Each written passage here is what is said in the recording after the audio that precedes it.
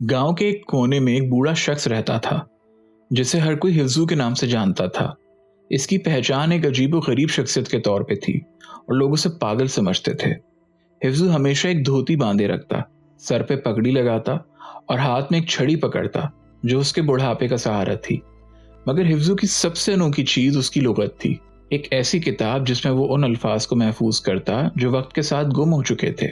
और हर कोई जानता था कि इसके पास ऐसे अल्फाज का जखीरा है जो जमाने की जबान से मिट चुके हैं। हिफ्जू का दिन गांव की गलियों में गुजरता, वो लोगों की बातचीत को गौर से सुनता और जब भी उसे कोई बात अजीबोगरीब लगती वो अपनी लुगत निकालता और उसमें एक नया लफ्ज शामिल कर लेता। वो लफ्ज जो गुफ्तगू में होना चाहिए था, लेकिन लोग उसकी जगह पे एक नया और गैर मानूस लफ्ज इस्तेमाल कर रहे होते। हिफ्जू के नज़दीक ये अल्फाज ऐसे कीमती खजाने थे जो वक्त की गर्द में दब चुके थे। एक दिन गांव की एक छोटी सी बच्ची नादिया हिफ्जू के घर के सामने खेल रही थी। उसी दौरान हिफ्जू अपने हुक्के की नाली से धुआं छोड़ते हुए घर से बाहर आया। उसके हाथ में लुगत भी थी। नादिया ने तजस्सुस से पूछा, हिफ्जू चाचा, ये क्या है? हिफ्जू मुस्कुराया और हल्की आवाज में बोला, ये मेरी लुगत है। इसमें मैं वो अल्फाज रखता हूँ जो दुनिया भूल चुकी है। नादिया की आंखों में हैरानी थी। क्या मैं कुछ लफ्ज सुन सकती हूँ? हिफ्जू ने प्यार से सर हिलाया और 3 लफ्ज बताए, ईमान, वजदान, सदाकत। फिर वो बोला, आज मैंने 2 लोगों को बहस करते हुए सुना, मगर उनकी गुफ्तगू में ये लफ्ज नहीं थे। ईमान का मतलब है बातनी यकीन और उसूलों पर साबित कदमी, मगर वो लोग मुआश और फ़ायदा कह रहे थे। उनका ईमान सिर्फ उनकी जेब में रह गया है। वजदान का मतलब है रूहानी वराफ्तगी, अंदर का सुरूर जो सिर्फ गहरी मोहब्बत या तख्लीक में मिलता है, मगर वो लोग तफरीह और वक्त काटना इस्तेमाल कर रहे थे। उन्होंने दिल के शोर को बाजार के शोर से बदल दिया है।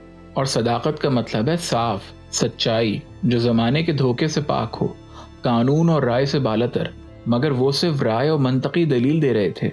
वो हकीकत को नज़रिया समझने लगे थे। ये अल्फाज ये खजाने हैं बेटी, जो खो जाएं तो ज़बान से रूह निकल जाती है। नादिया को हिफ्जू की बातें बहुत दिलचस्प लगी। वो रोज़ाना इसके पास आने लगी, इसके अल्फाज सुनती, इनके पीछे की कहानियां जानती। हिफ्जू के चेहरे पे एक अजीब सी खुशी होती जब वो उसे इन गुमशुदा अल्फाज के किस्से सुनाता।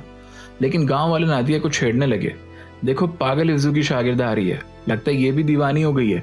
नादिया को इनकी बातों से फर्क नहीं पड़ता था। वो जानती थी कि हिफ्जू की बातें दुनिया से अलग थीं, शायद इसलिए लोग इसे नहीं समझते थे। एक दिन जब नादिया हिफ्जू के पास बैठी थी, उसने देखा वो बहुत कमजोर हो चुका है।